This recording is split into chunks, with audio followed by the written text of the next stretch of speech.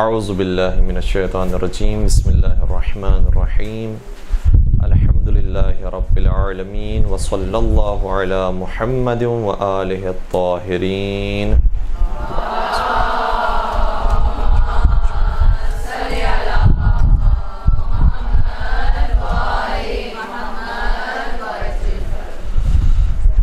وَلَعْنَةُ اللَّهِ عَلَىٰ أَعْدَائِهِمْ أَجْمَعِينَ. اعوذ باللہ من الشیطان الرجیم بسم اللہ الرحمن الرحیم یریدون لیطفئوا نور اللہ بافواہہم واللہ متم نورہ ولو کرہ الکافرون. درود پڑھ دیجئے محمد و آل محمد پر.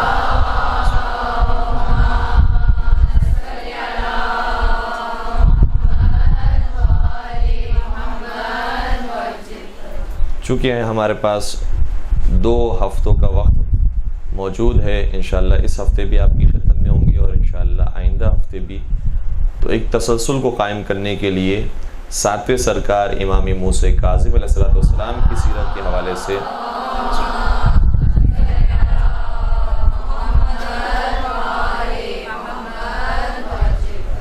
آپ کی خدمت میں آرائز بیان کرنے کی کوشش کریں گے. 7ویں سرکار اور ویسے بہت سارے ائمہ اطہار علیہ السلام وہ ہیں کہ جو واقعاً بہت سے حوالوں سے مظلوم ہیں. دشمنوں نے تو ان پر ظلم کیا ہی ہے، لیکن کچھ اپنے بھی ایسے ہیں کہ جنہوں نے کسی نہ کسی اعتبار سے کوتاہی کی ہے. اور 7ویں سرکار کی زندگی میں جو کوتاہیاں ہم سے سرزد ہوئی ہیں ان میں تو ایک یہ ہے کہ ہم ان کا ذکر، ان کی سیرت، ان کی تاریخ، انہوں نے جو تربیت کی، انہوں نے جیسی زندگی گزاری، اس کا بہت کم بیان کرتے ہیں. اور پھر کچھ قدرت کی طرف سے سمجھ لیجئے کہ ستم ظریفی تھی کہ وہ جو ایام عزا آتا ہے ماہ محرم کے اندر اور ماہ سفر کے اندر، اس ایام عزا کے اندر ان کی ولادت کی تاریخ آتی ہے. گرچہ اس کے بارے میں بھی ایک تحقیق ہے اور اختلافی بات ہے کہ وہاں پر وہ ولادت ہے بھی یا نہیں ہے، لیکن بہرحال سفر کے مہینے میں 7 سفر کی تاریخ کو امام کاظم کی ولادت کی تاریخ آتی ہے اور جشن کی کیفیت ہوتی ہے. لہٰذا ایام عزا کے اندر جشن منانا اور ولادت کو منانا بھرپور طریقے سے انسان صحیح انجام نہیں دے پاتا. اور دوسری طرف سے جب ماہ رجب آتا ہے جہاں پر مسلسل ولادت کی تاریخیں ہیں اور خوشیوں کے ایام ہیں، انہی خوشیوں کے ایام میں امام کی شہادت کی تاریخ آ جاتی ہے جو 25 رجب کی تاریخ ہے. تو اس اعتبار سے بھی شاید بہت بہتر طریقے سے ہم روز شہادت نہیں منا پاتے. اور پھر اگر ان کی زندگی کو دیکھا جائے تو ان کی زندگی کے بارے میں بھی ایک ویسے تو تصور یہ ہے کہ بہت بڑا عرصہ ان کی زندگی کا زندان میں گزرا ہے، قید خانوں میں گزرا ہے.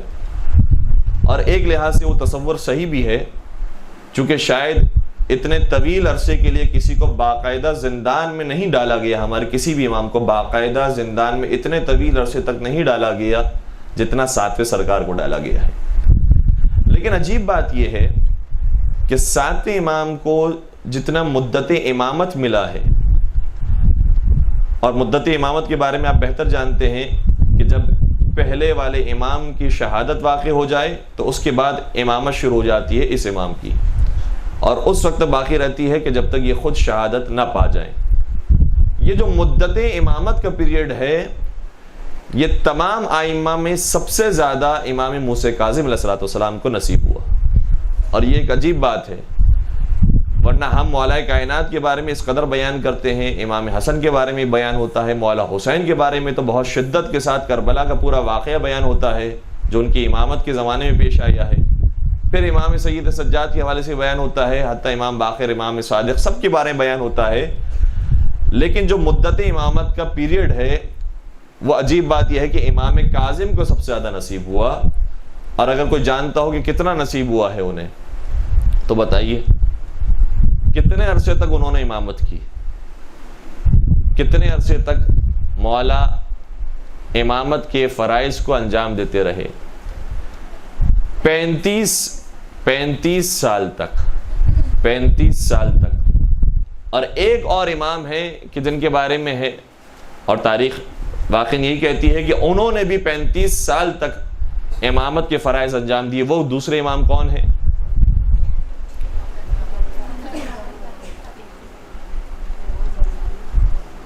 امام زین العابدین علیہ الصلوۃ والسلام.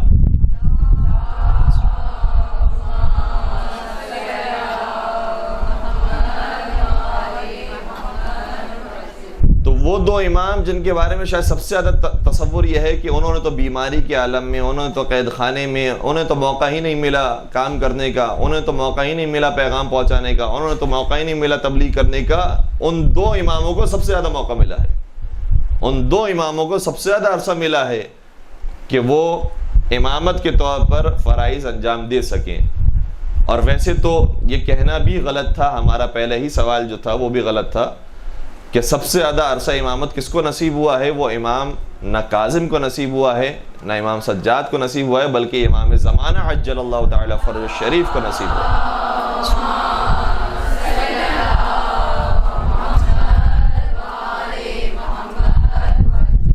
1100 سال ہو چکے اور امام کی امامت کا سلسلہ جاری ہے. تو ویسے تو غائبانہ اعتبار سے، غیبت کے اعتبار سے امام کو سب سے زیادہ امامت کا موقع ملا ہے، لیکن جو ظاہری اعتبار سے اور امام موجود ظاہری اعتبار سے ہوں تو اس میں سب سے زیادہ عرصہ امامت امام کاظم کو اور امام سجاد علیہ الصلوۃ والسلام کو نصیب ہوا. اور باقی اماموں کو کسی کو 10 سال، کسی کو 20 سال، کسی کو 25 سال، یعنی امام حسن امام حسین کو 10 سال ملے ہیں. مولا متقیان کو 29 سال ملے، امام صادق کو 34 سال ملے. تو بہت کم پیریڈ ہوتا تھا امامت کا، اور اس کے اندر انہوں نے ایسے ایسے کام کیے ہیں کہ وہ تاریخ میں امر ہو گئے ہیں. اور آج بھی ہم اس کو تذکرہ کرتے ہیں تو معلوم ہوتا ہے کہ شاید پچھلے سال کا واقعہ تھا. کربلا کے واقعے کو ہر سال بیان کیا جاتا ہے اور محسوس ہوتا ہے کہ ابھی کچھ عرصہ گزرا ہوگا کہ جو کربلا کا واقعہ پیش آیا. تو بہت مختصر سی زندگی گزاری ہے لیکن وہ کام انجام دیا ہے. اب امام کاظم علیہ السلام نے جو 35 برس تک کا زمانہ گزارا ہے، اس کے اندر بہت سارے پہلو ہیں کہ جس کے اوپر گفتگو ہونی چاہیے اور ہو سکتی ہے. لیکن ان سارے پہلوؤں کو چھوڑتے ہوئے یہ بیان کرنے کے لیے کہ امام کے حالات کتنے سنگین تھے اور کتنی سختیوں میں مشکلات کے اندر تھے، اس پہلو کو بیان کرتے کرتے ہم لے کر جائیں گے امام کی شہادت کے وقت تک، اور اسباب شہادت امام کاظم بیان کرنے کی کوشش کریں گے. چھٹے سرکار کا زمانہ بھی ختم ہوا ہے، اور چھٹے سرکار کا دور وہ ہے کہ جس کے اندر 4000 طالب علموں کی تعداد ہے. بڑے بزرگ طالب علموں کی، شاگردوں کی تعداد ہے جو بلا فاصلہ امام سے درس حاصل کر رہے ہیں. اور چونکہ 4000 کی تعداد ہے، آپ تصور کیجئے 4000 کی تعداد کتنی ہو سکتی ہے. یہاں پر شاید موجود افراد 150 200 ہوں گے. 400 کتنے ہوتے ہیں؟ 4000 کتنے ہوتے ہیں؟ اور جب 4000 کے درمیان امام درس دے رہے ہوں تو چونکہ پرانا زمانہ ہے، ہر روز اس طریقے سے درس نہیں جا سکتا کہ امام کھڑے ہو کر بلند آواز سے تقریر کر رہے ہیں اور 4000 لوگ سننے والے ہوں. بلکہ امام کے کچھ مخصوص اصحاب ہوتے تھے جو امام سے مخصوص درس حاصل کیا کرتے تھے اور کسی فیلڈ کے ماہر ہوا کرتے تھے، اور باقی شاگرد ان سے درس لیا کرتے تھے. جیسے کہ کوئی ہے کہ جو عقائد کا ایکسپرٹ ہے، علم کلام کا ایکسپرٹ ہے، کوئی ہے جو علم فقہ کا ایکسپرٹ ہے، کوئی ہے کہ جو علم تاریخ کا ایکسپرٹ ہے، کوئی علم طب کا ایکسپرٹ ہے، کوئی علم نجوم کا ایکسپرٹ ہے، کوئی جنات کے بارے میں جانتا ہے، کوئی تفسیر قرآن کے بارے میں جانتا ہے، کوئی رجال کے بارے میں جانتا ہے، کوئی حدیث کے بارے میں جانتا ہے. تو مختلف شعبوں کے لیے مختلف اساتذہ امام نے ریکمنڈ کیے ہوئے تھے، اور جب کوئی امام سے پوچھنے کے لیے ڈائریکٹ آتا تو امام فرماتے فلاں مسئلے کے اندر فلاں سے رجوع کرو. امام خود بیان نہیں فرماتے. اتنی بڑی تعداد ہو چکی تھی امام کے شاگردوں کی.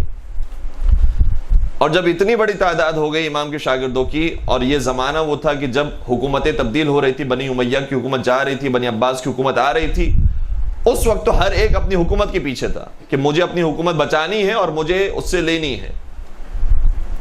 لیکن جب یہ معاملات طے ہو گئے، بنی عباس مکمل طور پر قابض ہو گئے، تو اب اس کے بعد ان کو پریشانی یہ ہوئی کہ کہیں یہ حکومت ہم سے چھن نہ جائے، اور جو ہمارے معتقدین ہیں، ہمیں ماننے والے ہیں، ہمیں لیڈر تسلیم کرنے والے ہیں، وہ کہیں کسی اور کو رہنما اور رہبر نہ بنا دیں. اس لیے اب امام کاظم کے لیے پریشانیاں شروع ہوئی. امام کاظم علیہ السلام کے زمانے میں 4 ظالم حکمران جو موجود تھے. سب سے پہلے کا نام کیا ہے جس نے امام صادق کو زہر دیا؟ منصور دوانقی. منصور دوانقی امام کی چھٹے امام کی شہادت کے 10 سال پہلے سے حکمران تھا اور شہادت کے 10 سال بعد تک حکمران رہا ہے، یعنی 20 سال کی اس کی حکومت تھی.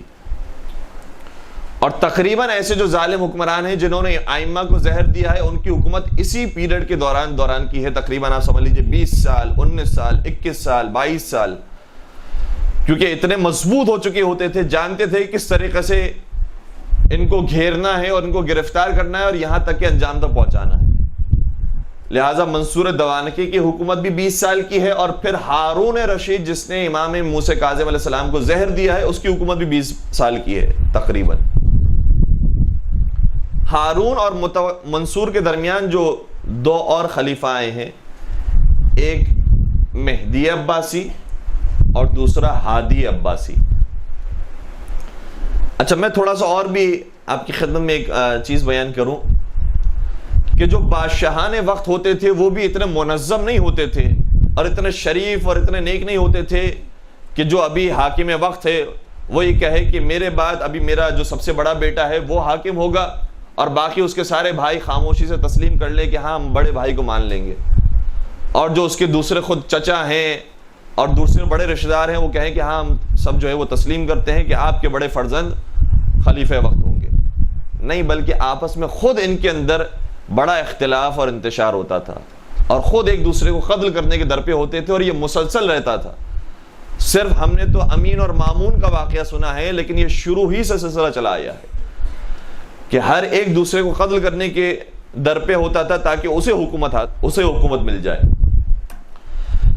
چنانچہ منصور نے بھی اپنے بھائی کو یا قتل کروایا ہے یا فرصت سے استفادہ کیا ہے، ورنہ اس کے بھائی نے کہا تھا کہ میرا بیٹا بنے گا حاکم.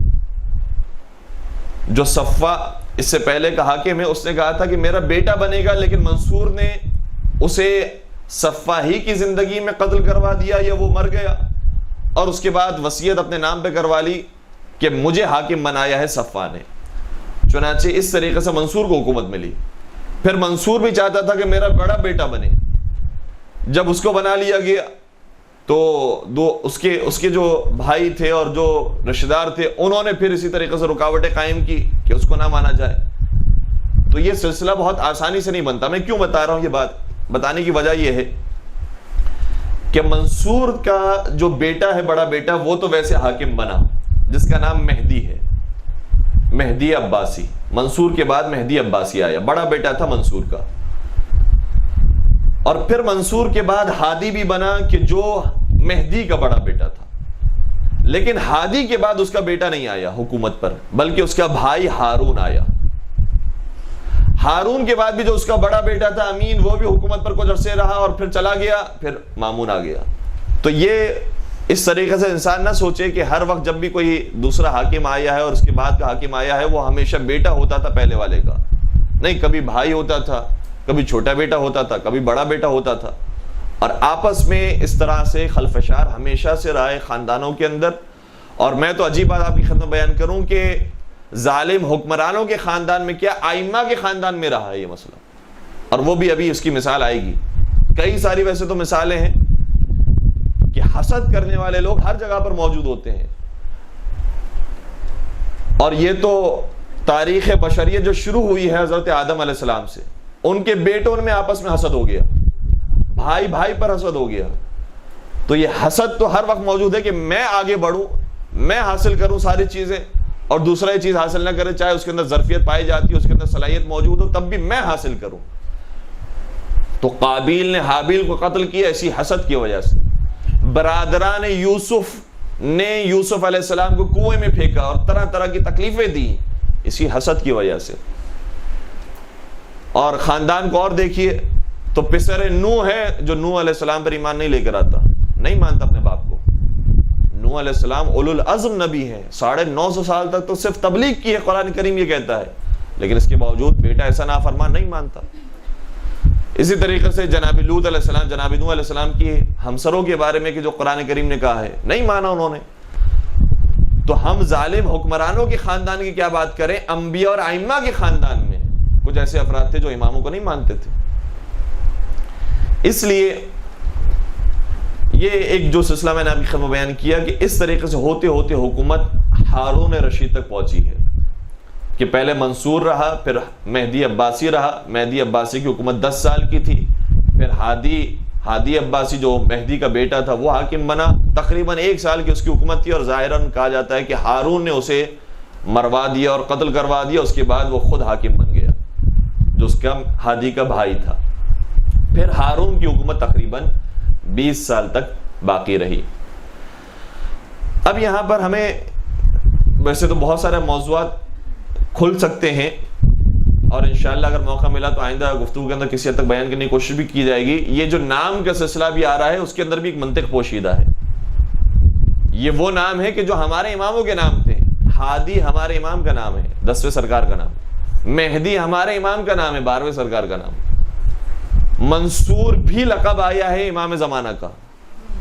یہ سارے وہ نام تھے کہ جو کسی پالیسی کے تحت رکھے جا رہے تھے تاکہ لوگوں کو اس طرف راغب کیا جائے کہ جس مہدی کا تم انتظار کر رہے ہو یہ یہی تو مہدی ہے، اس کے ہاتھوں پہ بیعت کرو، یہ جو کہے ویسے عمل کرو، جنگ کے لیے نکل جاؤ، یہ جیسا کہے ویسا کرتے جاؤ۔ پھر مہدی کے انتقال کے بعد ہادی نام رکھا گیا کہ نہیں یہ وہ مہدی نہیں تھا، اصل یہ ہادی ہے، اور اس طریقے سے پالیسی کھیلی گئی۔ کچھ عوام جو سادہ لو افراد تھے وہ ان کی باتوں میں آ بھی گئے اور بیعت بھی کرتے رہے اور انہیں صحیح طریقے سے اپنا حقیقی معنوی امام بھی مانتے رہے، لیکن بہرحال ان کی حرکتیں اتنی زیادہ واضح اور آشکار بھی تھیں کہ ایسے ایسے بات کھلتی گئی کہ کتنے قتل و غارت گری کے اندر آگے ہیں، شراب نوشی کے اندر آگے ہیں، محرمات کے اندر آگے ہیں، جس کے بعد پتہ چل گیا کہ یہ جانشین رسول تو نہیں ہو سکتا۔ اب ہماری جو گفتگو تھی وہ یہ تھی کہ امام کی شہادت کے اسباب کیا ہیں، ہارون رشید نے امام کو کیسے شہید کیا اور کیوں شہید کیا۔ وجوہات ایک تو وہ ہیں جو ہمارے تصور کے اندر ہے، وہ اپنے مقام پر ٹھیک ہیں کہ چونکہ امام حقیقی دین حقیقی شریعت کو عام کر رہے ہیں کہ جو ہارون کی سوچ کے خلاف ہے، لہذا امام کو شہید کر دیا، یہ تو ایک واضح سی بات ہے۔ لیکن کچھ ایسی نکات ہیں، کچھ ایسی جزئی باتیں ہیں کہ جس کی رعایت نہ کرنے کی وجہ سے امام کو شہید کر دیا گیا۔ اب بہت تفصیلی ہیں باتیں ساری، لیکن میں اس کو بہت زیادہ خلاصتاً آپ کی خدمت بیان کرنے کی کوشش کر رہا ہوں۔ امام کا ایک رشتہ دار اور قریبی رشتہ دار چچا زاد بھائی امام کا، وہ امام کے پاس آیا اور کہتا ہے کہ میں بغداد جانا چاہتا ہوں۔ امام سمجھ گئے کہ بغداد کیوں جانا چاہتا ہے، امام مدینے میں تھے، یہ بھی شخص مدینے میں تھا، کہتا ہے کہ میں بغداد جانا چاہتا ہوں، البتہ شاید جہاں تک ہمارا ذہن کام کر رہا ہے ہو سکتا ہے کہ یہ ملاقات مکہ میں ہوئی ہو حج کے دوران، تو بہرحال مکہ مدینہ سے بغداد جانا چاہتا ہوں۔ امام سمجھ گئے کہ بغداد کیوں جانا چاہتا ہے، کیونکہ بغداد میں ہارون رشید موجود تھا۔ اچھا اسے کیسے پتا چلا کہ میں ہارون رشید کے پاس جاؤں گا تو میری ملاقات بھی ہو جائے گی، پھر میں ایسی باتیں کروں گا کہ جس کے بعد ہارون مجھے انعام دے گا اور میری زندگی بہتر ہو جائے گی، اور پھر میں اس کے اندر وہ والی باتیں کروں گا کہ مثال کے طور پر امام کاظم آپ کے خلاف منصوبہ بنا رہے ہیں اور آپ کو قتل کرنے کی کوشش کر رہے ہیں اور سازش کر رہے ہیں، اور بالآخر حکومت امام کے ہاتھوں میں چلے جائے گی، لہٰذا آپ الرٹ ہو جائیں۔ یہ ساری باتیں ہارون رشید کو جا کر کیسے یہ کہہ سکتا ہے کہ جبکہ یہ تو ایک علوی خاندان سے تعلق رکھتا ہے، یہ سادات رسول میں سے ہے، یہ کیوں جا کر بات کہہ رہا ہے؟ اس کے پیچھے ایک پوری ہسٹری ہے۔ در حقیقت ہارون رشید اور جتنے بھی حکمران آئے ہیں ان سب کے بڑے بڑے اور بہترین وزیر اور مشیر ہوا کرتے تھے۔ حاکم شام کے جس نے حکومت کی اتنے عرصے تک اور مولا متقیان کی شان میں ناسزا بکتا رہا، وہ خود اکیلا نہیں ہے، اس کی ایک پوری ٹیم ہے، اس کے پیچھے بہترین مشورہ دینے والے لوگ موجود ہیں کہ تمہیں کس طریقے سے اپنی حکومت کو قائم رکھنا ہے، کس طریقے سے تمہیں دشمن کا مقابلہ کرنا ہے، اور اس میں سب سے بڑا نام عمر بن عاص کا، عمر ابن عاص کا نام سب سے بڑا ہے کہ جو مشیر خاص ہے حاکم شام ہے۔ اسی طریقے سے ہر حاکم کے مشیر ہوا کرتے تھے۔ مامون الرشید کے بڑے بہترین مشیر تھے، ہارون کے بڑے بہترین مشیر تھے۔ ان مشیروں کے اندر بھی پھر آپس میں حسد کی کیفیت ہوتی تھی کہ میں زیادہ قریب ہوں ہارون کے، مجھے زیادہ نوازا جائے ہارون کی طرف سے اور میرا زیادہ مقام و مرتبہ ہو۔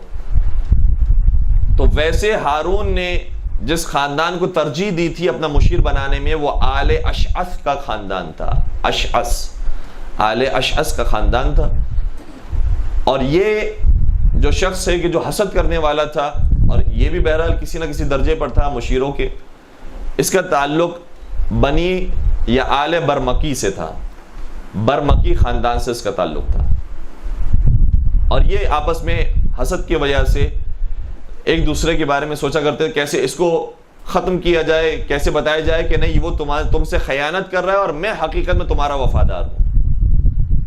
یہ ثابت کرنے کے لیے اسے ایک چیز مل گئی. جو برمکی خاندان سے تعلق رکھتا تھا اس کا نام ہے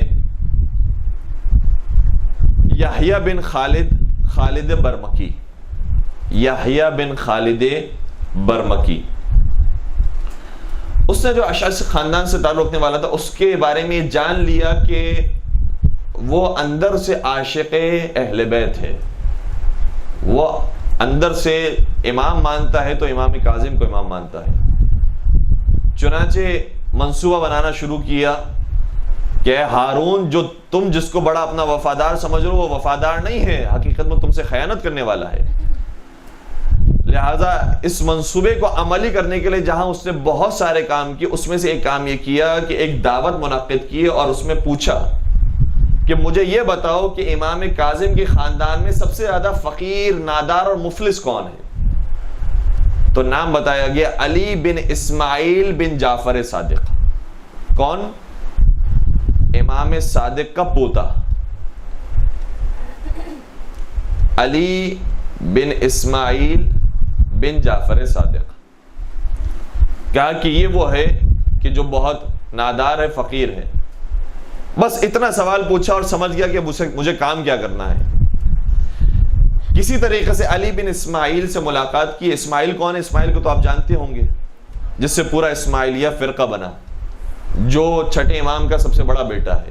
حضرت اسماعیل وہ خود اپنے مقام پر درست تھے, لیکن جو نسل چلی ان میں دو بیٹے تھے اسماعیل کے. ایک کا نام محمد, جس کو اسماعیل کے بعد امام مانتے ہیں, محمد بن اسماعیل, اور اس کا بھائی ہے علی بن اسماعیل. یہ علی بن اسماعیل کے بارے میں بات بیان ہو رہی ہے. البتہ بعض روایتوں میں علی بن اسماعیل کی جگہ محمد بن اسماعیل کا نام بھی آیا ہے, لیکن بہرحال علی بن اسماعیل کا نام زیادہ تر روایتوں کے اندر آیا ہے. یہ علی بن اسماعیل کے پیچھے آیا کیونکہ وہ جانتا تھا کہ اس خاندان میں جو فقیر ہے, جو سب سے زیادہ نادار ہے, وہ یہ شخص ہے. اس کے پاس آیا اور ملاقات کی اور کہا کہ تم امام کاظم کے راز کی باتیں مجھے بتاؤ, اور بتاؤ کہ کس طریقے سے ان کو انجام تک پہنچایا جائے, اور کوئی ایسی خبر دو کہ جو میں نے نہ سنی ہو اور کوئی نہ جانتا ہو. اس نے بتانا شروع کیا کہ یہ امام کاظم ایسے کام کر رہے ہیں مدینے میں, اور ایسے انجام دے رہے ہیں, اپنے منصوبے کو اس طرح سے عملی کر رہے ہیں. ساری باتیں اس نے بتانا شروع کی. بڑا چوک گیا اور حیران ہوا. کہا کہ یہ سب باتیں ایسی ہیں کہ جو کام کیے, ان ساری باتوں کو تم بنفس نفیس ہارون رشید کو بتانا, اور چونکہ یہ کام یحییٰ بن خالد برمکی نے انجام دیا تھا, لہٰذا اس کی گریڈنگ بڑھ جائے گی ہارون رشید کے سامنے. یہ ساری اس طریقے سے ہر ایک اپنے مفاد کے اندر کام کر رہا ہے.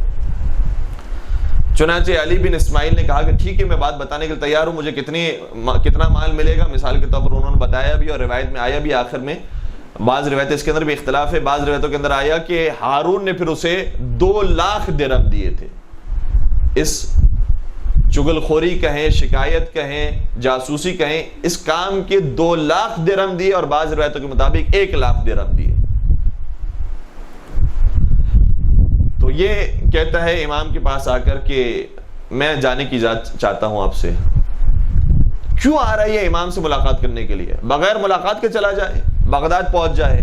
نہیں, یہ نہیں جا سکتا امام کو بتائے بغیر. اس لیے کیونکہ امام کاظم اور امام صادق علیہ الصلوۃ والسلام کی سیرت یہ رہی تھی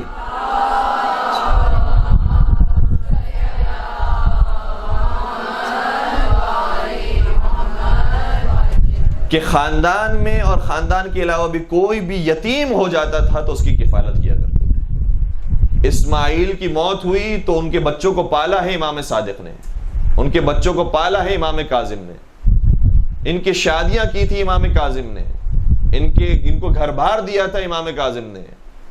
گویا باپ کی منزل پر تھے امام کاظم، اس لیے بغیر بتائے نہیں جا سکتا یہ شخص۔ کہتا ہے کہ مولا میں جانے کی اجازت طلب کرتا ہوں، جانا چاہتا ہوں کہ میں بغداد میں جاؤں اور وہاں پر جا کے کچھ کاروبار کروں۔ امام نے کہا کہ جانے کی ضرورت کیا ہے، یہیں پر تم اپنا کام کرو۔ کہا کہ نہیں، میں اتنا مقروض ہو گیا ہوں، مجھ پر اتنا قرض کا دباؤ ہے کہ مجھے جانا ضروری ہے تاکہ وہاں بغداد جو اتنا بڑا کیپٹل بن گیا ہے وہاں سے جا کر کمائی حاصل کروں۔ امام نے کہا جتنا تیرا قرض ہے ہم سب ادا کریں گے، بلکہ تیری جو کوئی حاجت اس کے علاوہ بھی ہو وہ بھی پوری کریں گے، لیکن تو وہاں نہ جا۔ کیونکہ امام علم غیب اپنے مقام پر، ایک عام انسان بھی تجربے کار ہو جائے، بزرگ ہو جائے، سمجھدار انسانوں سمجھ جاتا ہے کہ کس کا کیا مقصد ہے، جانے کی کیا وجوہات ہیں۔ امام نے کہا ہم ساری تیری حاجت یہیں پر پوری کریں گے، تو رک جا۔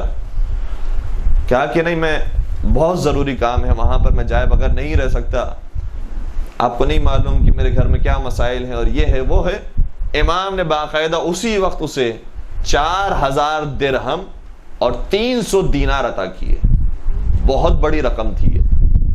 300 دینار آج بھی اگر کسی کو دے دیا جائے تو ایک آسانی سے ایک مکان خرید سکتا ہے۔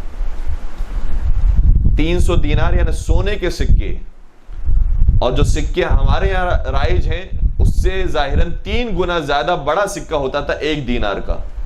جو 10 گرام کا ہمارا سکہ ہوتا ہے اس سے 3 گنا بڑا وہ 1 دینار کا سکہ ہوا کرتا تھا۔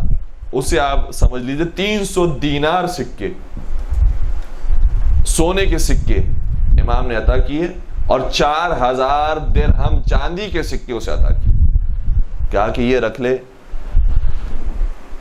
اور یہ دینے کے بعد امام نے فرمایا میں آپ کی خدمت میں عربی کا لفظ بھی استعمال کر لوں، عربی کا جملہ بھی کہہ دوں تاکہ جس کو یہ سرچ کرنا ہو واقعہ وہ عربی لکھ کر یہ سرچ کر سکے۔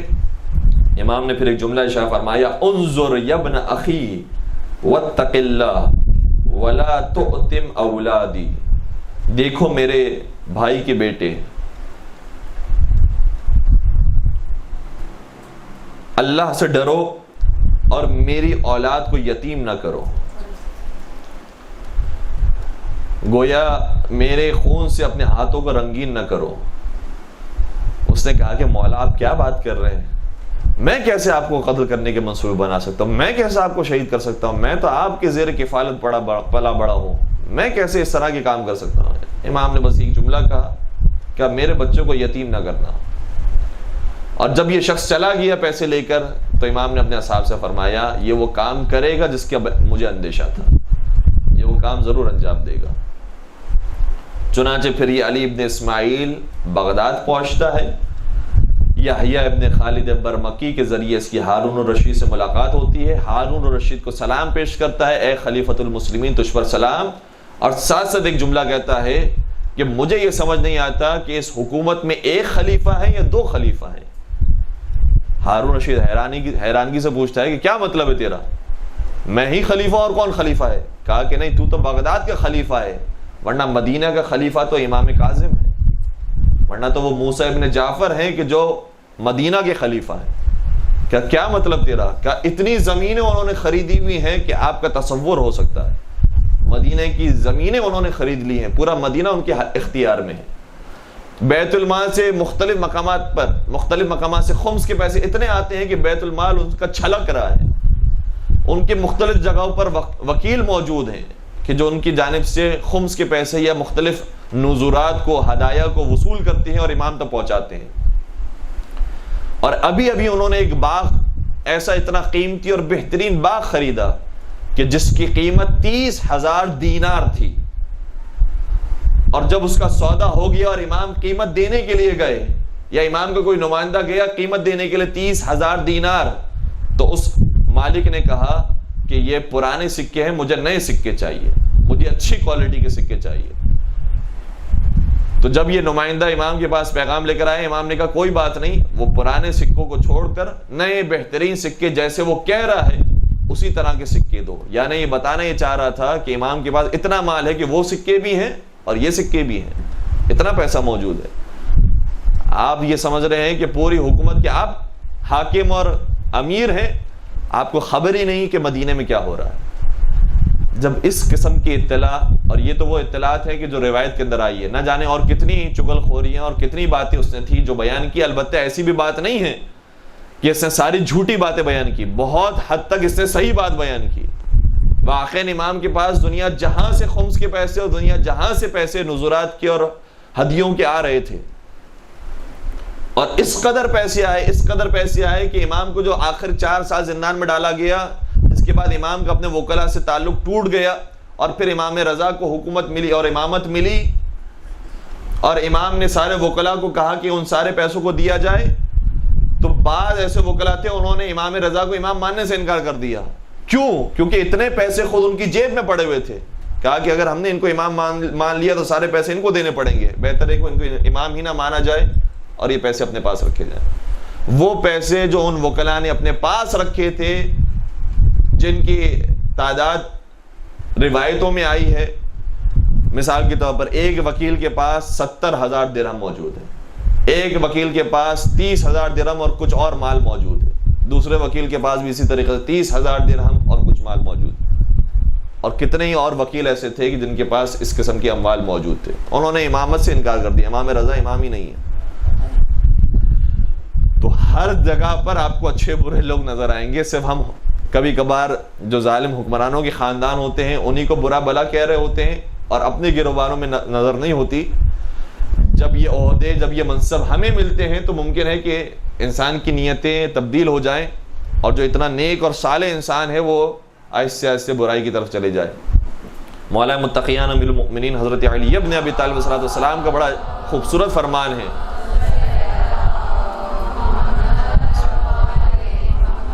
نہج البلاغہ میں ایک جملہ مولانا نے استعمال کیا، فرمایا ما اسلموا ولکن استسلموا واسروا الکفر۔ یہ نہ سمجھو کہ یہ اسلام لے کر آئے تھے، انہوں نے تو اسلام کا لباس اوڑھا ہوا ہے، اور جہاں انہیں موقع ملے گا وہ لباس اتار دیں گے اور اپنا کفر ظاہر کریں گے۔ تو کبھی کبھار ہم سمجھ رہے ہوتے ہیں کہ بڑے مسلمان اور مؤمن ہیں، لیکن جب موقع ملتا ہے تو یہ اسلام کا لباس، یہ ایمان کا لباس اتار دیتے ہیں، اور پھر انسان کا پتہ چلتا ہے کہ اصل میں اندر سے فطرت کیا ہے، اندر سے اس کی انسانیت کیسی ہے۔ چنانچہ علی ابن اسماعیل نے اسی طریقے سے ساری باتیں ہارون الرشید کو بتائی۔ ہارون الرشید نے 1,00,000 درہم یا 2,00,000 درہم اس کو انعام میں دیے، لیکن جب انعام دینے کے لیے لوگ پہنچے، یعنی جو اس کے کارندے تھے وہ پہنچے اس کے گھر میں، علی ابن اسماعیل کے گھر پہنچے تو دیکھا کہ علی ابن اسماعیل مر رہا تھا، اور روایتیں اس کے اندر تھوڑی سی مختلف ہیں۔ بعض میں ہے کہ بیت الخلاء کے اندر تھا اور اس کو ایک ایسی عجیب بیماری لگی کہ جس کے بعد اسے موت آنے لگی، اور بعض روایتوں کے اندر ہے کہ بستر پر موجود تھا اور اسے موت آنے لگی، اور جب اس کی خدمت میں پیش کیے گئے یہ 1,00,000 یا 2,00,000 درہم، تو اس نے کہا کہ ان پیسوں کا کیا فائدہ جبکہ ملک الموت میرے سامنے آ گیا۔ تو یہ بھی ہوتا ہے کہ نہیں معلوم کہ انسان کو موت کب آ جائے۔ جس دنیا کے پیچھے بھاگ رہا ہوتا ہے نہ دنیا حاصل ہوتی ہے نہ آخرت حاصل ہو پاتی ہے۔ ایک درود پڑھ دیجئے محمد و آل محمد۔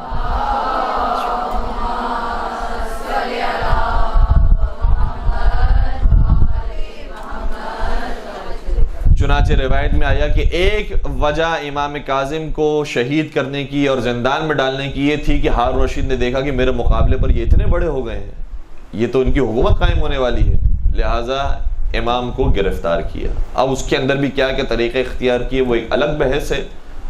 دوسری ایک اور وجہ میں آپ کی خدمت بیان کروں۔ ہشام ابن حکم کا نام شاید آپ میں سے کسی نے سنا ہوا ہو۔ ہشام ابن حکم کس کے صحابی تھے؟ یہ چھٹے امام جعفر صادق علیہ السلام کے صحابی تھے۔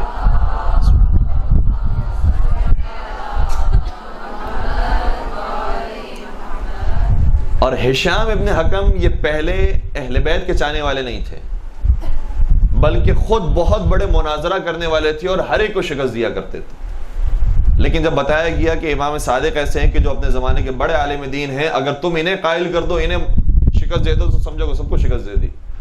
چنانچہ امام صادق سے مناظرہ کرنے کے لیے آیا تھا، اور مناظرے میں جب خود شکست کھا گیا تو امام کا مرید بن گیا اور امام کا چاہنے والا بن گیا۔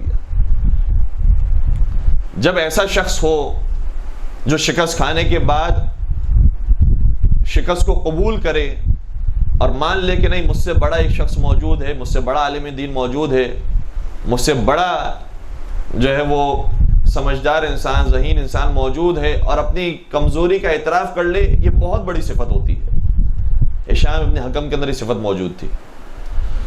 اور پھر یہ مناظرے کے اتنے ایکسپرٹ تھے کہ امام صادق کی خاص تربیت تھی ہشام ابن حکم کو، اور جب بھی مناظرے کے لیے کوئی شخص آتا تھا علم عقائد کے موضوع پر، علم کلام کے موضوع پر، جب بھی کوئی بحث کرنے کے لیے آتا تھا تو کہتے تھے ہشام ابن حکم سے تم بحث کرو، اور کہتا تھا مولا میں تو آپ سے گفتگو کرنے کے لیے آیا ہوں، میں آپ سے مناظرہ کرنے کے لیے آیا ہوں۔ امام فرماتے تھے کہ اگر تم نے اسے شکست دے دی تو سمجھو کہ مجھے شکست دے دی۔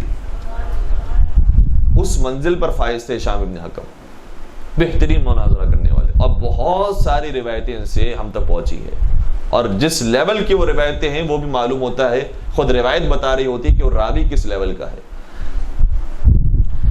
امام صادق کی شہادت کے بعد امام کاظم کا زمانہ آیا، ہشام ابن حکم موجود تھے، زندہ تھے۔ جب یہ ایسا زمانہ، سختیوں کا زمانہ شروع ہو گیا تو امام کاظم نے ہشام ابن حکم کو منع کیا، کہا کہ اب تقیہ کا دور ہے، لہذا تم مناظرے نہیں کرو، تم گفتگو عام اس طریقے سے دین کے موضوع پر، امامت کے موضوع پر گفتگو نہ کیا کرو۔ اس نے بھی احتیاط کی، ہشام ابن حکم نے بھی بہت احتیاط سے کام لیا، اور تقریباً خانہ نشینی کی زندگی گزارنے لگے۔ لیکن یہی یحییٰ ابن خالد برمکی، جس کا میں نے پہلے بھی نام لیا کہ جو ہارون کا مشیر،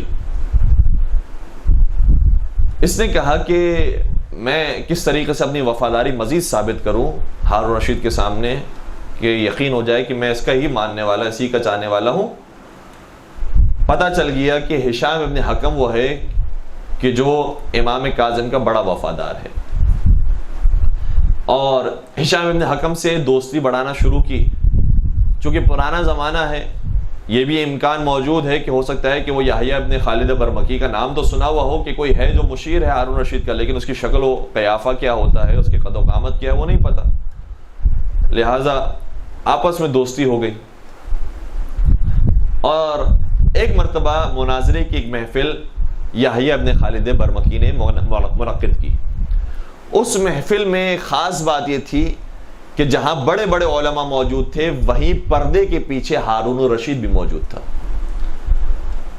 اور یہ سب آپس میں مناظرہ کر رہے تھے کسی نہ کسی موضوع پر۔ ویسے تو شروع میں موضوعات مختلف تھے، لیکن بہرحال ہوتے ہوتے بات امامت کے موضوع تک پہنچ گئی۔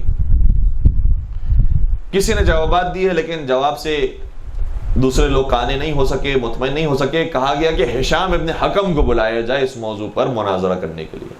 ہشام نے منع کیا کہ نہیں، میں اب جانا چاہتا ہوں کوفہ، میں جانا چاہتا ہوں مدینہ، چھوڑنا چاہتا ہوں،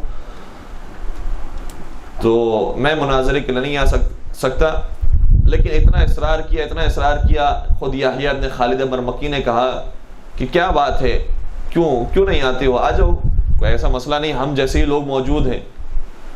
چنانچہ اسے بالآخر بلایا گیا۔ اس مناظرے کے اندر امامت کے موضوع پر گفتگو شروع ہوئی۔ ایک مرتبہ سوال کیا ہشام ابن حکم سے، ہوتے ہوتے یہاں تک سوال پہنچا کہ بتاؤ کہ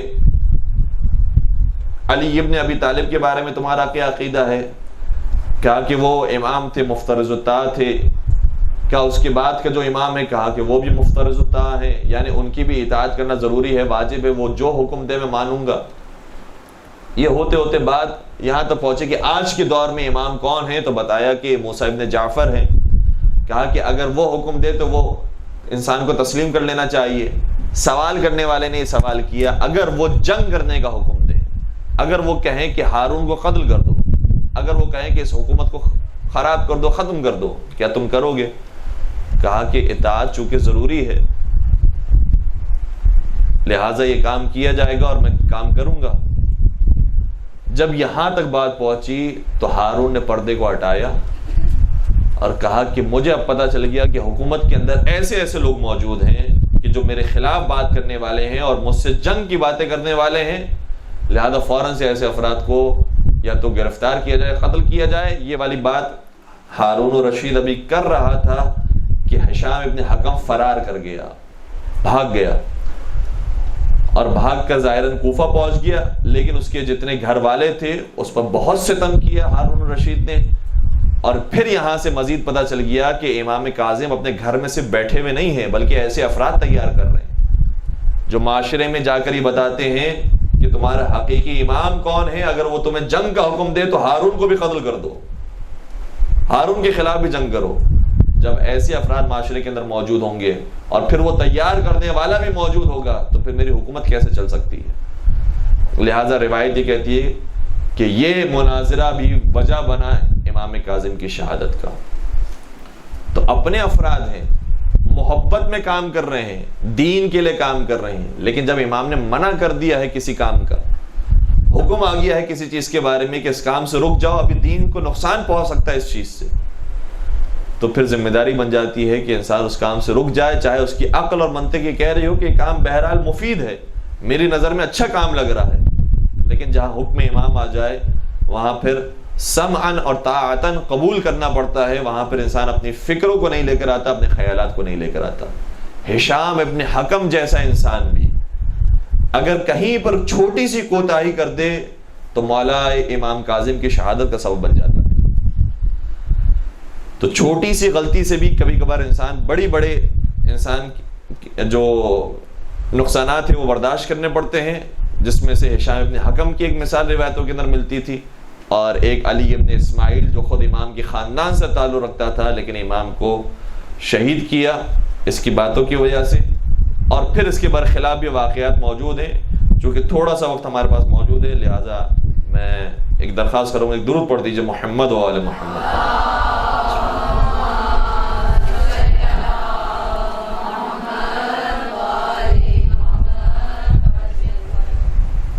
یہ تو اب ایک طرف کی باتیں ہو گئی کہ امام کے خاندان کے لوگ بھی امام کا ساتھ نہیں دے رہے، امام کے صحابی بھی امام کی بات نہیں سن رہے اور ساتھ نہیں دے رہے، تو کہیں یہ تصور نہ آ جائے کہ ہر کوئی امام کے خلاف تھا اور ہر کوئی اپنی منمانی کر رہا تھا اور ہر ایک کو اپنی دنیا عزیز تھی۔ میں دوسرے اعتبار کی بھی آپ کی خدمت میں مثالیں پیش کروں کہ دوسری طرف کی بھی باتیں موجود ہیں۔ اس میں علی ابن یقطین کی مثال سر فہرست ہے۔ علی ابن یقطین ظالم حکومت کے اندر کام کر رہا ہے، ہارون کی حکومت میں کام کر رہا ہے، ہارون الرشید کی حکومت میں کام کر رہا ہے، لیکن اس کے باوجود اتنا وفادار ہے کہ امام جو کہتے ہیں ویسا عمل کرتا ہے۔ وضو میں کہا کہ وضو اب ہمارے طریقے سے نہیں کرنا، اہل سنت کے طریقے سے کرنا، ویسے کرنے کے لیے تیار ہو گیا۔ بار بار امام کو تحفے تحائف بھجواتا ہے، لیکن امام نے کہا کہ یہ تحفہ تم اپنے پاس ہی رکھو، یہ تمہیں کام آئے گا، قبول کر لیا۔ اور کچھ دن کے بعد ہارون نے، چونکہ چغلخوری کی گئی تھی علی ابن یقطین کے بارے میں، بار بار کی گئی، تو ہارون نے پوچھا کہ وہ لباس جو میں نے تمہیں کچھ دن پہلے دیا تھا وہ کہاں ہے؟ کہا کہ میں نے طاقچے پہ بڑے حفاظت سے رکھا ہوا ہے، جبکہ وہ پہلے امام کو بھجوا چکا تھا۔ امام نے واپس کیا تھا، کہا تھا اس کی حفاظت کرنا، یہ تمہیں کام آئے گا، لہٰذا وہ اپنے پاس رکھ لیا۔ امام کے ایسے وفادار کہ امام سے جب ملاقات کرنے کے لیے آتے ہیں، امام کہتے ہیں میں تجھ سے ملاقات نہیں کر سکتا، سمجھ گیا مجھ سے کوئی کوتاہی ہوئی۔ کہا کہ مولا جب آتا تھا آپ کے پاس، آپ سے ہمیشہ ملاقات ہوتی تھی، اب کیوں مجھے ملاقات کی اجازت نہیں ہے؟ تو خادم سے بہت زیادہ اصرار کیا، یہاں تک کہ ملاقات ہوئی۔ امام نے بیان کیا کہ دیکھ، ایک شیعہ جب تیرے پاس آیا تھا اپنا کام لے کر تو تو نے بھی یہی جواب دیا تھا، میرے پاس وقت نہیں ہے تیرے لیے۔ جب تمہارے در پر کوئی شیعہ آئے تو یہ نہ سمجھو کہ شیعہ آیا ہے، یہ بلکہ سمجھو کہ اس کا امام آیا ہے، اور یہ سمجھ کے اسے جواب دو۔ چنانچہ وہ علی ابن یقطین مادی اعتبار سے بھی اس منزل پر فائز تھے، معنوی اعتبار سے بھی اس منزل پر فائز تھے، لیکن اس کے باوجود مدینے کا سفر کرتے ہیں، وہاں پہنچتے ہیں، وہاں جا کر معافی مانگتے ہیں، اپنے چہرے پر وہ اس کے تلوے کا داغ لیتے ہیں، اور پھر امام کی خدمت میں آتے ہیں کہ مولا دیکھیں اس نے معاف کر دیا، اب آپ بھی معاف کر دیجیے۔ تو کچھ ایسے چاہنے والے بھی تھے۔ جبکہ علی ابن یقطین کے بارے میں تو ہم سنتے رہتے ہیں، علی ابن یقطین کو کیسے حکومت کے اندر حصہ مل گیا۔ خود علی ابن یقطین کا جو باپ ہے یقطین، یہ بنی عباس کے لیے کام کرتا تھا، اور بنی عباس کے لیے نہ صرف کام کیا ہے بلکہ قیام میں حصہ لیا ہے، اتنا حصہ لیا، اتنا بھرپور حصہ لیا کہ بنی امیہ والے اس کے پیچھے لگ گئے تھے، تو یہ کوفہ سے فرار کر کے مدینہ آ گیا۔ اور جب کوفے کے اندر بنی عباس کی حکومت قائم ہوئی تو سب یہ سمجھ رہے تھے کہ یقطین ہے، یقطین کا خاندان سب ہمارا چاہنے والا ہے، ہمارا مرید ہے۔ چنانچہ یقطین کے مرنے کے بعد اس کے بیٹے کو ہارون رشید نے اپنے دربار میں جگہ دی، کہا یہی سمجھ کے کہ یہ ابھی بھی بنی عباس والا ہی ہے، ابھی بھی ہمارے چاہنے والا ہے۔ اور پھر علی ابن یقطین کو جب یہ دعوت دی گئی کہ تم ہمارے پاس آ جاؤ، کوفے میں ہمارے ساتھ کام کرو یا بغداد میں ہمارے ساتھ کام کرو، تو علی ابن یقطین امام کاظم کے پاس آ کر اجازت طلب کرتے ہیں، مولا آپ اجازت دیتے ہیں کہ میں جاؤں وہاں پر جا کر کام کروں، ان کی حکومت کا حصہ بنوں؟ امام نے فرمایا ہاں ہماری طرف سے اجازت ہے، لیکن ایک بات کا خیال رکھنا کہ جب کوئی شیعہ تم سے مدد مانگنے کے لیے آئے تو اسے کبھی رد نہیں کرنا، شیعت کے لیے، شیعوں کے لیے کام کرنا۔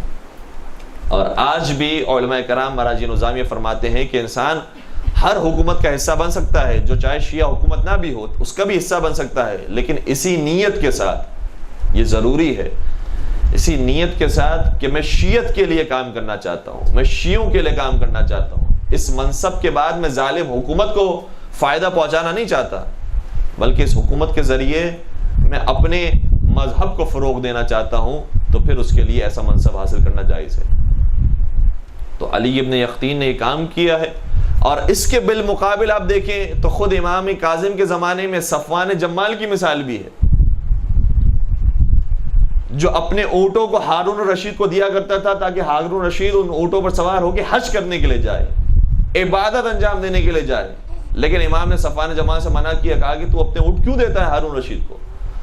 عرض کیا کہ مولا میں تو اس لیے دیتا ہوں تاکہ وہ حج کر کے آئے، کیونکہ صفوان جمال کے پاس جو اونٹ تھے وہ بہترین اونٹ تھے، اس پائے کے اونٹ اور اس لیول کے اونٹ، اس اسٹینڈرڈ کے اونٹ کسی اور کے پاس نہیں تھے، کیونکہ اس زمانے میں جو سواری تھی وہ بینز اور مرسیڈیز اور یہ چیز تو نہیں تھی، یہی چیز ہوتی تھی، تو بہترین سواری، بہترین جانور اس کے پاس موجود تھا، لہٰذا ہارون الرشید جیسا حاکم لیتا تھا اگر اونٹ تو کرائے پر صفوان جمال سے لیا کرتا تھا، اور صفوان جمال چاہنے والا تھا امام کاظم کا، امام نے منع فرمایا۔ اور جب اس نے عرض کیا کہ میں تو حج کے لیے دیتا ہوں، تو امام نے شاہ فرمایا کیا تو یہ پسند نہیں کرتا کہ وہ حج سے زندہ واپس آئے تاکہ تجھے پیسے لوٹائے؟ کہا کہ ضرور میں تو یہ پسند کرتا ہوں کہ وہ مجھے اپنے پیسے لوٹائیں۔ کہا کہ بس تیرا یہ ظالم حکومت کو چاہنا، اس کی زندگی کو چاہنا، چاہے وہ کچھ دنوں کے لیے ہی کیوں نہ ہو، وہ تیری بربادی کے لیے کافی ہے، لہذا خبردار آئندہ تو اپنے اونٹ بھی اسے نہ دینا، چاہے وہ حج کرنے کے لیے جا رہا ہو، یہ پسند نہ کرنا کہ وہ کچھ دن تک زندہ رہے، تیرا یہ پسند کرنا ہی تیری بربادی کے لیے کافی ہے۔ اور بڑا مشکل تھا اگلے سال اس کے لیے منع کرنا، جب ہارون رشید نے دوبارہ معلوم کیا کہ مجھے اس سال بھی اونٹ چاہیے، تو کہا کہ میں بوڑھا ہو چکا ہوں، یہ کاروبار میں نے چھوڑ دیا ہے، اور اب وہ اسٹینڈرڈ کے اونٹ آپ کے معیار کے مطابق نہیں رہے ہیں۔ لیکن یہ ساری باتیں ہارون بھی سمجھ گیا، ہارون نے کہا کہ کوئی بات نہیں ہے سوائے اس کے کہ تیرے امام نے تجھے منع کیا ہے، اور اگر تیرا وہ سابقہ نہ ہوتا میرے ساتھ تو میں تجھے قتل کر دیتا۔ تو ایسی ایسی ذمہ داریاں صحیح ہیں اصحاب ائمہ نے، اس زمانے کے شیعوں نے، تو امام کی بارگاہ میں انہوں نے کوئی مقام پایا ہے۔ صرف ایسا نہیں کہ آج کے زمانے میں شیعہ جو ہے وہ مشکلات کے اندر ہے، اس زمانے میں جب امام موجود تھے، ظاہر تھے، اس زمانے میں بھی شیعوں نے بہت مشکلوں کے ساتھ اپنے ذمہ داریوں کا ادا کیا ہے، اور امام کو راضی کیا ہے، اور امام کے حکم پر اطاعت کی ہے۔ کئی ساری اور باتیں تھیں، لیکن بس شاید ہمارا وقت 4:30 بجے تک ہے، 5 بجے تک، اچھا تو ہمارے پاس کچھ وقت ہے، ایک اور درود پڑھ دیجئے محمد و آل محمد۔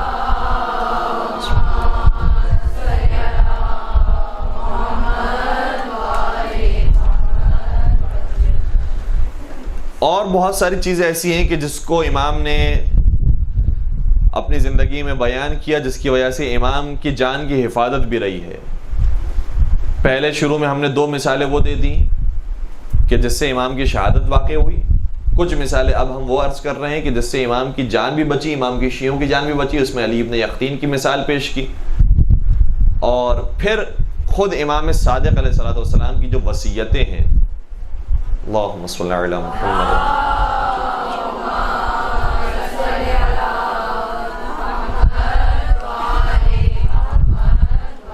اس کا بھی بڑا کردار تھا، کیونکہ جیسے ہی منصور حکومت پر آیا ہے اور سمجھ گیا کہ اگر ہمیں اپنی حکومت مضبوط کرنی ہے، ہم تو حسین کا نام لے کر حکومت پر آئے ہیں، ہم تو کربلا کا نام لے کر حکومت پر آئے ہیں، ہم تو یہ اہل بیت کا نام لے کر حکومت پر آئے ہیں، لہٰذا جو ہمارے سب سے بڑا دشمن ہے وہ یہی کربلا والے ہی ہیں، وہ یہی اہل بیت ہیں، کیونکہ اگر لوگ اہل بیت کی طرف چلے گئے تو ہماری حکومت چلے جائے گی، لہٰذا انہوں نے سب سے زیادہ نقصان پہنچایا اہل بیت کو.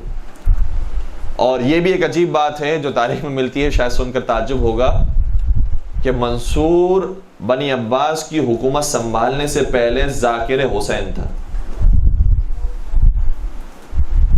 بنی امیہ کے دور میں کربلا کے واقعات سنایا کرتا تھا کہ دیکھو بنی امیہ والوں نے یہ کیا ہے اہل بیت کے ساتھ, سادات رسول کے ساتھ یہ کیا ہے. رلایا کرتا تھا لوگوں کو مولا حسین کے مصائب سنا کر, اور مولا حسین کی مظلومیت سنا کر بیان کر کے یہ رلانے والا تھا, اور اس کا کوئی تعلق پہلے حکومت سے نہیں تھا. یہ تو بعد میں ذریعہ بنے ہیں اور پھر بعد میں آہستہ آہستہ اپنے سیاست کے ذریعے حکومت حاصل کی ہے. ورنہ بنی امیہ کے دور میں گلی کوچوں میں جا کر, گاؤں شہر میں جا کر یہ سنایا کرتا تھا کربلا کے واقعات کو کہ دیکھو یہ کیا ہے اہل بیت رسول کے ساتھ بنی امیہ نے, لہذا بنی امیہ کو ختم کیا جائے. اور جب بنی امیہ ختم ہو گئی اور خود اقتدار پر آ گئے تو اہل بیت پر سب سے زیادہ ستم اٹھانے والے یہ لوگ تھے. تو منصور دوانقی جب شہید کرتا ہے امام صادق کو, تو پھر ساتھ ساتھ یہ بھی کہتا ہے, اتنا بڑا یہ ملعون ہے, یہ کہتا ہے کہ جو امام صادق نے وصی بنایا ہے اپنا, وصیت کی ہے جس کے نام پر, اس کو بھی قتل کر دو. اور پھر وہ حاکم مدینہ کا جواب آتا ہے کہ میں کیا کروں, میں اسے قتل نہیں کر سکتا. کہا کیوں قتل نہیں کر سکتا؟ کہا کیونکہ وصی اگر بنایا ہے تو اس میں سب سے پہلا نام آپ ہی کا ہے. امام صادق کی پھر یہ سیاست تھی کہ 5 اپنے وصی بنائے تھے, اس میں سب سے پہلا وصی منصور کو بنایا تھا. جانتے تھے امام کے کیا ہونے والا ہے میرے بعد. چنانچہ امام صادق نے جو 5 وصی بنائے, سب سے پہلے منصور دوانقی, میں وصیت کرتا ہوں میرا وصی منصور دوانقی. پھر کہا دوسرا نام سلیمان ظاہراً نام تھا کہ جو حاکم مدینہ کا نام ہے, اس کا نام. پھر حمیدہ خاتون کا نام جو خود امام کی زوجہ تھی. پھر عبداللہ ابن افتحی کا نام جو امام کے اسماعیل کے بعد بڑے بیٹے تھے. اور پھر امام کاظم کا نام. اور یہ وصیت نامہ جب آہستہ سے مشہور ہوا اور لوگوں کو پتہ چلنا شروع ہوا, منصور دوانقی تو کسی طریقے سے ہو ہی نہیں سکتا امام صادق کا خلیفہ, امام صادق کا جانشین, یہ تو ہو ہی نہیں سکتا. حاکم مدینہ یہ تو خود قتل کرنے والا ہے, یہ کیسے ہو سکتا ہے؟ اور اس کے بعد پھر حمیدہ خاتون, یہ خاتون ہے, اور خاتون نہ نبی ہوتی ہے نہ امام ہو سکتی ہے, لہذا یہ بھی نہیں ہو سکتی. اور پھر عبداللہ افتحی اور امام کاظم میں سے کسی کو امام تسلیم کرنا تھا شیعوں کو. اور پھر یہ امام کی سیاست تھی اور ذہانت تھی. کچھ لوگ وہ تھے کہ جو یہ وصیت نامہ پڑھ کر تقریباً سمجھ گئے کہ کون ہوگا, جیسے ابو حمزہ صومالی کے بارے میں ملتا ہے کہ وہ سمجھ گئے. اور کچھ لوگ وہ تھے کہ جنہوں نے باقاعدہ آ کر چیک کیا, پہلے عبداللہ افتحی کو آ کر چیک کیا کہ یہ واقعاً امام ہیں, یہ علم غیب جانتے ہیں, یہ مشکل مسائل کو حل کر سکتے ہیں. اور جب وہاں سے کوئی مطمئن کنندہ جواب نہیں ملا تو پھر امام کاظم کے پاس آئے. بہت سارے لوگ وہ تھے کہ جو عبداللہ افتحی کی وجاہت دیکھ کر, اس کے روب کو دیکھ کر, اور انسان اگر لباس کو اچھا کر لے تو لوگ اسے آیت اللہ سمجھنے لگتے ہیں, تو اسی طریقے سے اس نے اپنے لباس کو جیسے رکھا تھا اور جو اس کا انداز تھا, شاہانہ انداز یا جو بھی انداز تھا, اس کو دیکھ کر بہت سارے تو اسی کے مرید ہو گئے کہ ہاں اب امام صادق کے بعد یہی امام ہے. لیکن جو سمجھدار لوگ تھے, جو امام کے خاص الخاص اصحاب تھے, انہوں نے سوالات پوچھے اور اس کے جوابات جب عبداللہ افتحی کو نہ آئے تو فوراً وہاں سے نکل آئے. ان میں کون تھے؟ ان میں مومن طاق کا نام اور ہشام ابن سالم کا نام ملتا ہے ایک روایت کے اندر. یہ روایت بہت تفصیلی روایت ہے, واقعات پڑھنے کے قابل ہے روایت. مومن طاق اور ہشام ابن سالم یہ دونوں امام کے, یہ دونوں عبداللہ افتحی کے پاس سے نکلتے ہیں اور پھر موسیٰ کاظم کے پاس جاتے ہیں. وہاں جا کر حاضر ہوتے ہیں, وہاں اپنے سوالات پیش کرتے ہیں. امام اس کے سوالات سے پہلے ان کے جوابات دیتے ہیں اور پھر علم غیب کی باتیں بیان کرتے ہیں. ساری باتوں سے مطمئن ہو جاتے ہیں, سمجھ جاتے ہیں کہ امام صادق کے بعد امامت ان کو ملی ہے, امام یہ ہے. سنیں گے اب کیا ہوا.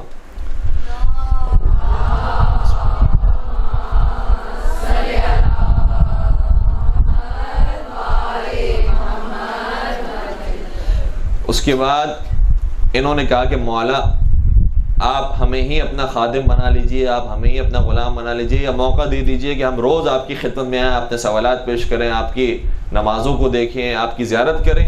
مولا نے فرمایا خبردار, یہ ہماری پہلی اور آخری ملاقات تھی. اس کے بعد مجھ سے ملاقات کے لیے نہیں آنا،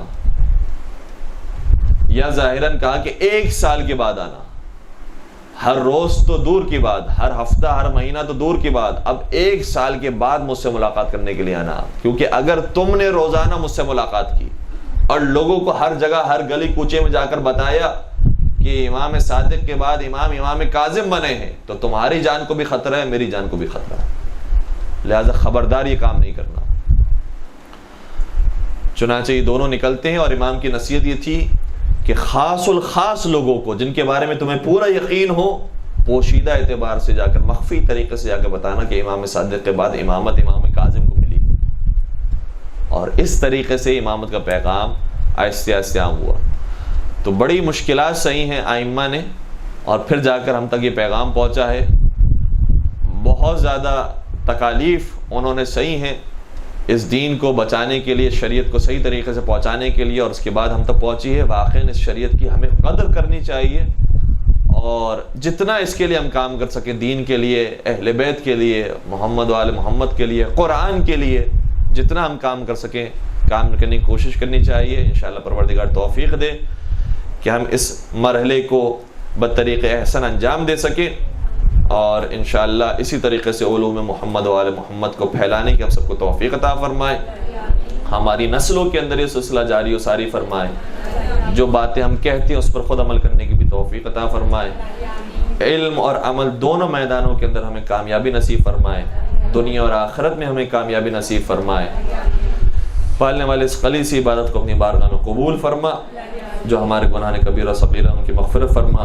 ہمارے مرحومین کی مغفرت فرما، بے روزگار مومنین کو رزق حلال عطا فرما، جو رزق حلال کمائے ان کے رزق میں برکت و وسعت و کثرت عطا فرما، پالنے والے جو مریض ہیں، بیمار ہیں، انہیں شفاء کاملہ اور عاجلہ عطا فرما، ہم سب کو 4 معصومین کی زیارت نصیب فرما، حج اور عمرے کی سعادت ہم سب کو نصیب فرما، زمانے کے امام کے ظہور میں تعجیل فرما، ہمیں ان کے اعوان و انصار عاشقین و محبین میں شمار فرما۔ ربنا تقبل منا انك انت السميع العليم وتب علينا انك انت التواب الرحيم برحمتك يا ارحم الراحمين، برحمتك يا ارحم الراحمين، وصلى الله على محمد وآله